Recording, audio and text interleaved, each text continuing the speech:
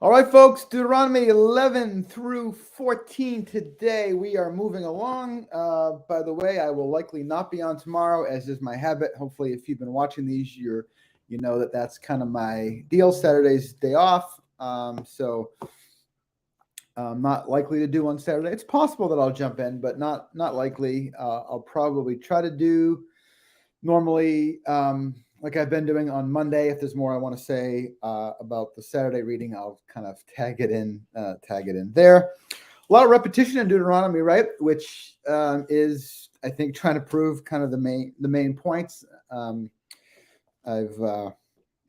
talked about that a lot already, but we see a lot of rescue from Egypt again in today's reading. So this is again, it's hard to overemphasize God's rescuing of His people as being this kind of foundational. It kind of reminds me of the New Testament. I think it's First Corinthians, one of the Corinthian letters. You are not your own; you were bought at a price, right? So it's sort of like that idea of like their identity was, God rescued them, and now they're His special possession. Not like a possessive way, like not well, maybe it does work in a way, not like in a selfish way, but like a redeemed way, in that now you're going to live this out. And we'll see that the big issue is idolatry. It's going to be, as they come into this, it's been an issue in the past, as they come into this place, that's going to be a land filled with literally statues and poles and idols and temptation to worship these gods. They're this kind of the polytheism, if you will, is in the air. And so we'll talk more about idolatry as it goes along, but we just know that it's not allowed. It's very much forbidden here for some good reasons. And we'll see sometimes like big picture things, sometimes just kind of clues, but it's not just, so the question, one question is why? Why? And the standard answer is kind of because God said so, which is fine. There's a lot to be said for that, but I think there is more. There is an inner logic to God's ways that we can figure out some of. Again, not we're not going to ever get our minds around the fullness of who God is, but it's not always just arbitrary. Worship has consequences. Who you worship will set a direction for the way we live our lives, and so that's one of the reasons why it matters. So as we jump into chapter 11, love the Lord your God, keep His requirements. Right. So loving and doing are not very separate things. This reminds me of Jesus's. Okay, so hey, I didn't plan this, but I'm in the New Testament Connection Day today. But I want to show the continuity. Right, that's pretty important to me. John chapter 14, verse 15. If you love me, obey my commands. Right? If you love me, do what I say. Right? And so, love the Lord your God and keep His requirements, His decrees, His laws, and His commands always. Remember. There's a lot of so that's if then stuff again, which ties into purpose. Do this for the, it's going to involve this outcome. Observe, I'm in verse 8. Observe therefore all the commands I'm giving you today, so that you may have strength to go in and take over the land that you are crossing the Jordan to possess, and so that you may live long in the land that the Lord swore to your ancestors to give to them and their descendants. Let's just talk about this for a second. What's unconditional? What's conditional? So God's covenant commitment, is the rock upon which we stand here. But the promises of life, living in the land, the rain we'll see, in prosperity that they need to survive in the land, is conditional upon their listening and following God. He does not say that, hey, no matter what, everything's gonna be the same. That's not the case. There's a lot of if thens and so that's. and things like idolatry and substantial unfaithfulness is going to pose a big problem. And it does. It eventually will lead to exile. God says, God follows through both on like the stuff that we love, of the consistency of the love, but he also follows through consistently. We saw this with the 40 years in the wilderness. We saw this with Moses not entering the promised land. When God gives certain like levels of consequence, like it's going to happen. Now, again, timetable may not happen right away, just like God's positive promises, if you will, aren't necessarily fulfilled within the time frame that we like or think or whatever, or they did. God promised Abraham, Isaac, and Jacob and descendants the good land, and they're coming into it, but it was 40-year delay. God didn't promise a timetable, but he promised this sort of end result. And so he's telling them now and throughout Deuteronomy that if you turn away, if you follow other gods, whatever, that there's going to be consequences. And there is. Ultimately, it involves exile. God says, if you don't, this land ultimately belongs to God, not to them, not to the people. And so if they don't follow God, he's going to kick them out. Or I think sometimes it's said, not in today's reading, but the land will vomit them out. So it's you can't ultimately live in God's place without following God, without God's will. We saw this in a micro sense with the tabernacle, right?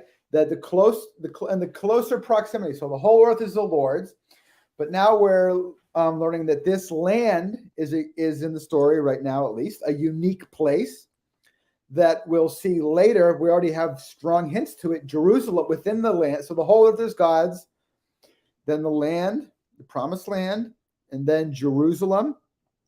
We're reading about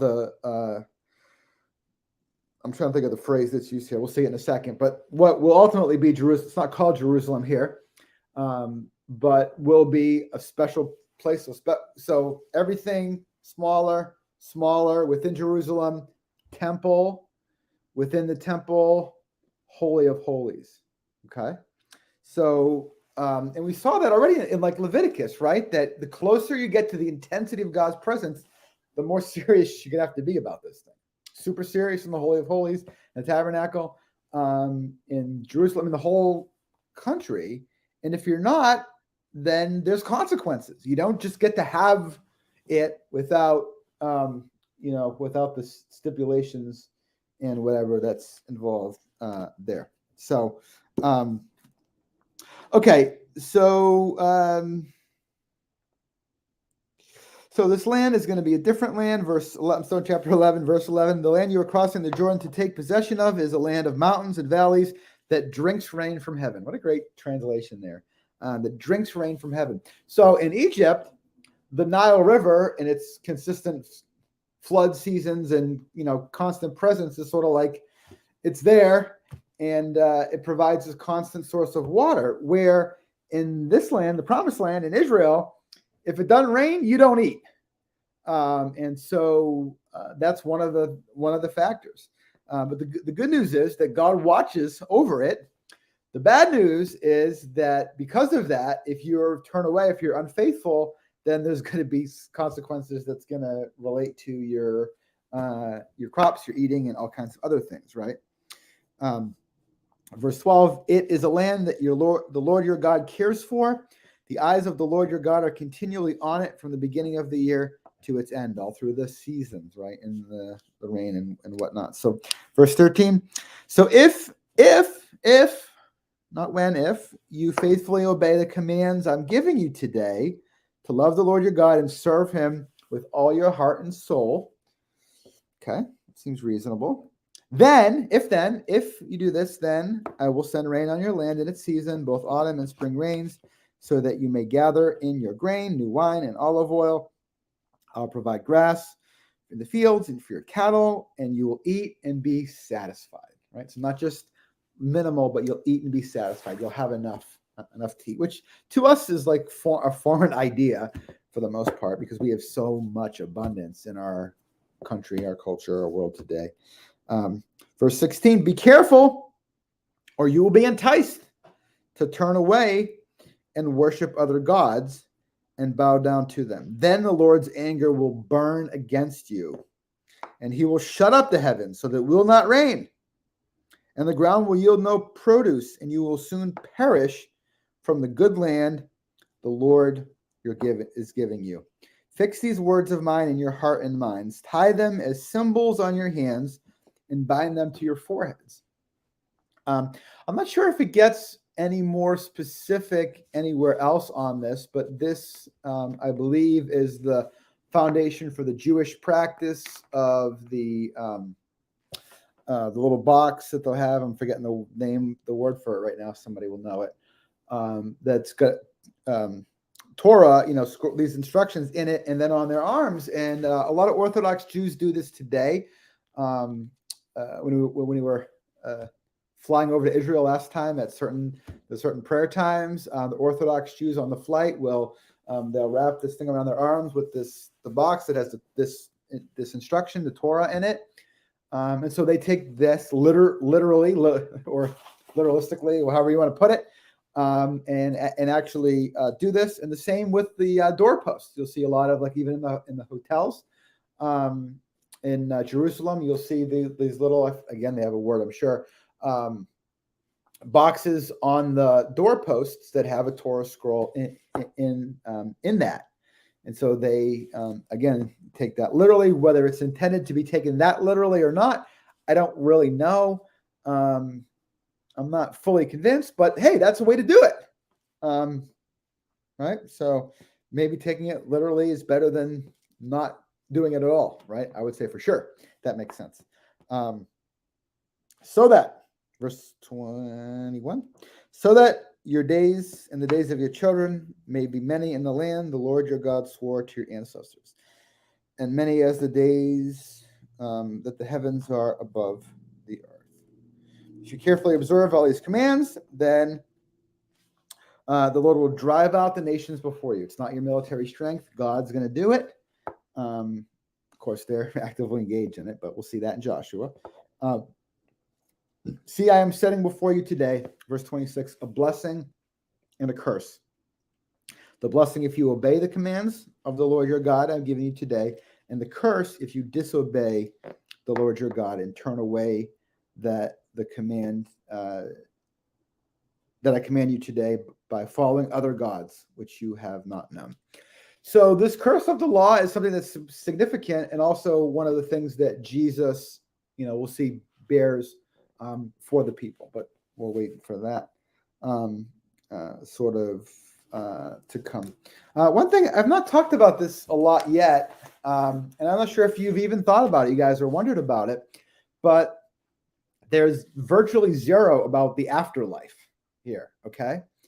And I just point that out. I mean, I do have a little bit of an axe to grind here, I guess, at times, because I think we've gotten our framework off a little bit. I'm not saying there's no clues, but they're certainly not robust, right? The promises and the curses involve long life in the land.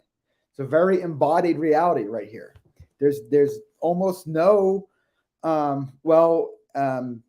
this sucks, but hey, after we die, we're going to be with Yahweh.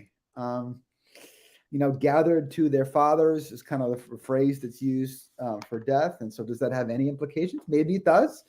But it's going to be a while before we really find out some robust things about what happens after we die, and then even more specifically, the future of resurrection. So I guess I just kind of plant that to say, be on the lookout. When do things start to kind of be talked about in that way more often, and how kind of should we understand that? That's one of the cool things about tracking with the story. So I think it makes sense, but it doesn't often make sense of the way that we've been told the story from the very beginning. Earth is our home. We say, well, this is not our home. I'm passing through. Well, there's no idea of that yet, at least. So we'll see. We'll keep on tracking as we go along. But in this story, Earth is very much our home. It's our only home. It's the only home that was ever given. And it's more about God's presence among us here. That's the tabernacle, right?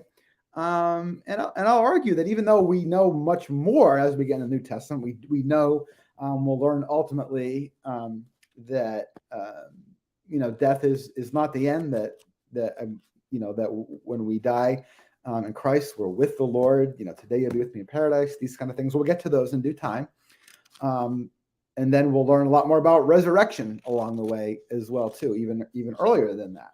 So there's a lot more to come, but for the time being, the story's not rooted at all in life after death. It's rooted in this life right here, right now, so far, right? I mean, I don't know. Have you seen anything that I've missed? Let me know. Maybe there's more. I'm not sure. So chapter 12, there's going to be one place that's where the offerings and the that's going to come. So it's going to be Jerusalem. Ultimately, there's some stops on the way here yet that will happen for that ultimate generation. But very much concerned here in chapter 12 that when you go into the land, all the idol stuff, all the altars, all the high places, all the Asherah poles, these were all Canaanite worship stuff. Got to get rid of it. Because if not, it could be a snare or a temptation. And so that's there. You must not worship the Lord your God in that way, the way that they do. But you are to. So here's the language that's used, verse 5, chapter 12. But you are to seek the place the Lord your God will choose from among all your tribes to put his name there as his dwelling. So we're looking forward now, ultimately, to Jerusalem, even though it's not picked out yet. It's not Jerusalem yet. That will ultimately be where we land. We'll see that as we go. Tithes, special gifts, and burnt offerings. So in chapter 12, one thing changes here. So in the wilderness wanderings, where the camps, where they're all camped around the tabernacle, all of the animals become these fellowship offerings. They weren't to just kill their livestock, whatever animals, anywhere. They were to bring them to the tabernacle and to offer them there. Well, now it's going to be spread out. So ultimately, there's going to be one central place of worship, Jerusalem. But so, for example, where Jesus grows up in Nazareth, up in the whole area of Galilee, that's not just a quick jaunt down. It's a substantial trip. So they can't go down every time that they're going to kill one of their animals. That's not practical. So there's a change here as the circumstances change. This practice changes a bit to accommodate for a different scenario. So that's really interesting stuff, isn't it? That the same core, aspects change, but core aspects remain the same. But there's some change given the circumstances that will present themselves here in a different, more scattered way of accommodating the land. So like in verse 15 of chapter 12, you may slaughter animals in any of your towns and eat as much of the meat you want, as if it were a gazelle or deer. So if they hunted wild game, it was different than the kind of animals. So in any case, you probably don't care about this. All right. So here's, and towards the end of chapter 12, here's a why with the idolatry. So is this just sort of like, okay, like, God, why you not Baal? There's a lot of reasons. Okay, we'll see more and more of those as we go along. But here's a particular thing. I mentioned earlier that worship has implications. The God we worship, whether made up or God, right, Yahweh, as revealed. Well, we can see here throughout these scriptures that there's a way of life shaped by worship of this God, the true God. There's a different way of life that's involved with worshiping these other gods or Baal. So here's an example.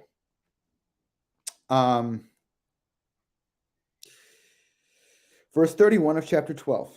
You must not worship the Lord your God in their way, because in worshiping their gods, they do all kinds of detestable things the Lord hates. Okay, so what are those things? Are you being really fussy, God? Well, here we go. They even burn their sons and daughters in the fire as sacrifices to their gods. Okay, so this is, point proven, right? That these worship practices lead these people to think that to please the gods, I've got a child sacrifice. This is not it, and there's implications to. So it's not just about. It is about exclusivity, but there's multiple probably layers of reasons, and this is one of those things. It really is important. It really matters. So there's some substantial stuff in chapter 13 that's really serious, right? Like if people are leading you to worship these other gods, there's death penalty stuff going on here, right? Even if it's like family members, you must certainly put them to death. We cannot have the one thing, and again, modern sensibilities and whatever, but the one thing you cannot walk away from these texts thinking is that this is no big deal. Yeah, I know God said it, but idolatry is a super huge problem, and it will be a huge temptation. And that's the reason, one of the reasons for the prominence of these teachings is because it's going to be a major temptation, and they're going to give into it. The kings are going to give into it. So many of them. Even as time goes on, priests and prophets, and it's going to be a mess. It's going to be a hot mess. And so that's why these things are anchored in here so boldly that you can't, even if you wanted to say, well, we don't know, how often this was, lived out in practice as far as these things, but that you cannot walk away from this and think that, not a big deal. No, it's a big deal. We tend to do this with things. With the bolder the statements are, the more we tend to back away from. We do this with Jesus's teaching as well too, right? If your eye causes you to sin, in lust, then gouge it out. So I think if whoever doesn't hate their mother and father can't be my son. So what we say is, well, he didn't really mean that, so let's just ignore it. Instead, I think we should, and I think there's a very good case for hyperbole. The early church was not gouging their eyes out. Like there's hyperbole is a thing, but it's intended to emphasize the point that it really, really, really matters. And so when we hear extreme stuff and we say, that's weird, we're going to avoid it. Like that's the opposite thing that we should be doing. We should absolutely not be avoiding things that are stated in the boldest, most consequential way. Those are the things that we should be saying, wow, this is really serious. I cannot neglect this, right? Or leave this alone. I gotta tune in on this and make really sure that this is going on. So, okay. Chapter 14, clean and unclean food. We've seen this before, right? Law in Leviticus. So Deuteronomy, again, second law is a lot of repetition. It's putting these things back in front of people, and certain things more than others. Like there's not the mold in the house kind of deal here. Not everything is given equal weight. And so I wonder if some things kind of rise to the surface as being of utmost importance. Not that the other things aren't important, but if you're going to remember a couple things, these first, right? Love God, listen to him, no idols, right? And then, the way we eat. And let me end, because chapter 14 is the end. Let me end with this. And if you're here, don't tune out now, because this is good stuff. I shared about this little devotion sort of recently. So, all right, we're going to talk about our favorite subject.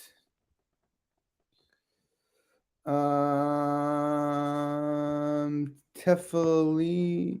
Is that those, Anthony, or is that the fringe on the? I was thinking that word was the fringe, but you would probably know better than I would. So it's interesting stuff. But yeah, I'm not sure if you've ever seen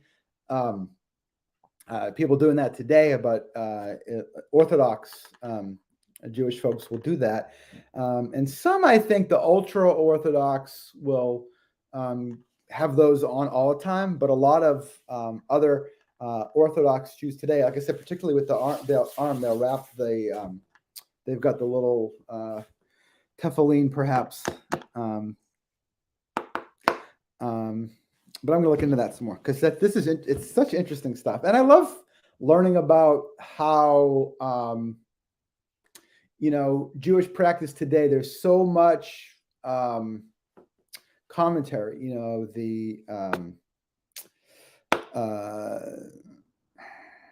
Trying to think of the words. I'm not doing well with the words. I got to get Anthony on here to give me some of these words.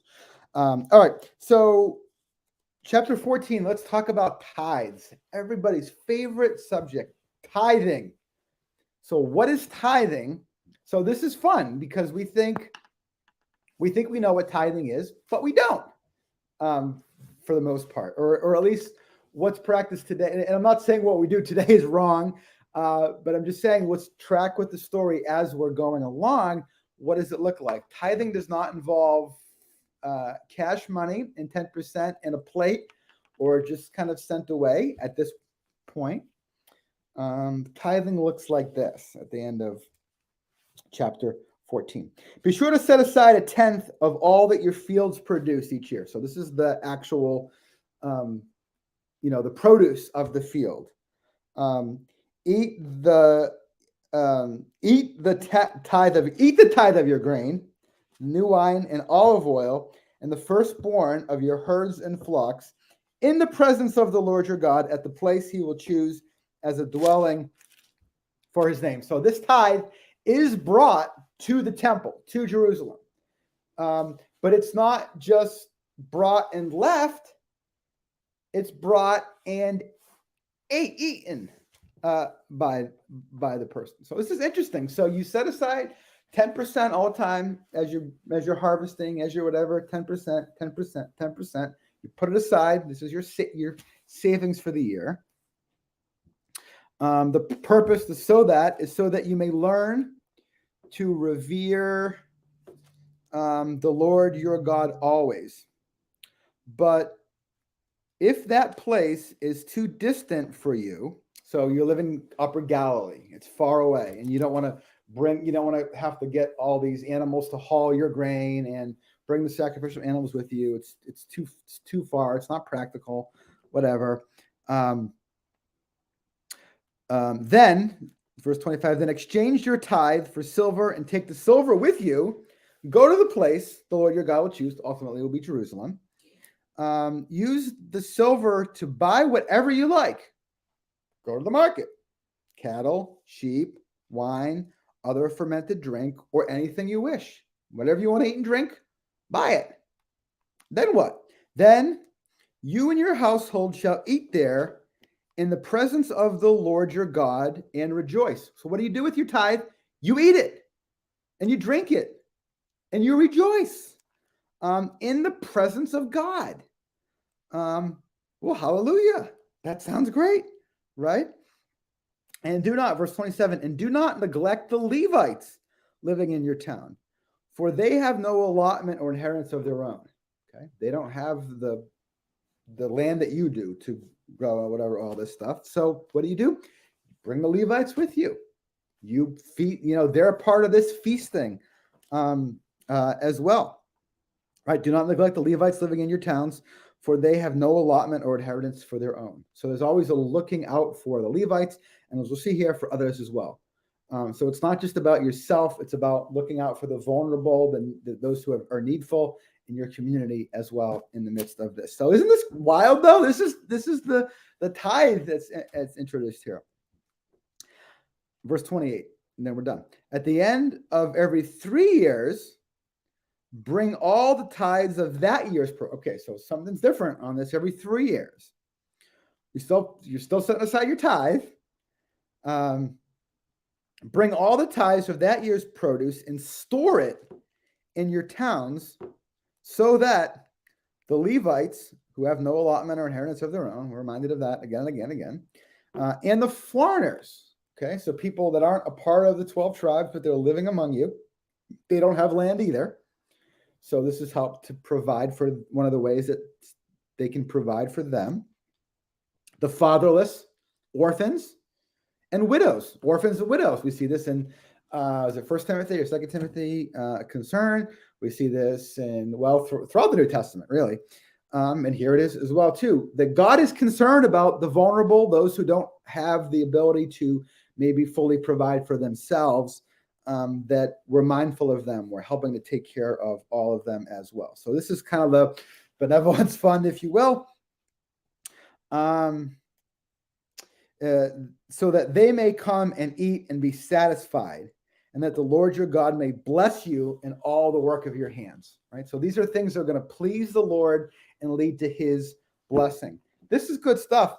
We got more good stuff coming along as well, too. So wonderful things. Thank you for watching either now or later. Thank you, Anthony, for joining and sharing some about that as well. One of those areas that I need to want to do some more research into myself. There's so much to study. Isn't this wonderful? What a wonderful pursuit we have here to learn more about the Bible and its interpretation and application in our lives. See you guys later. Have a great weekend. Bye.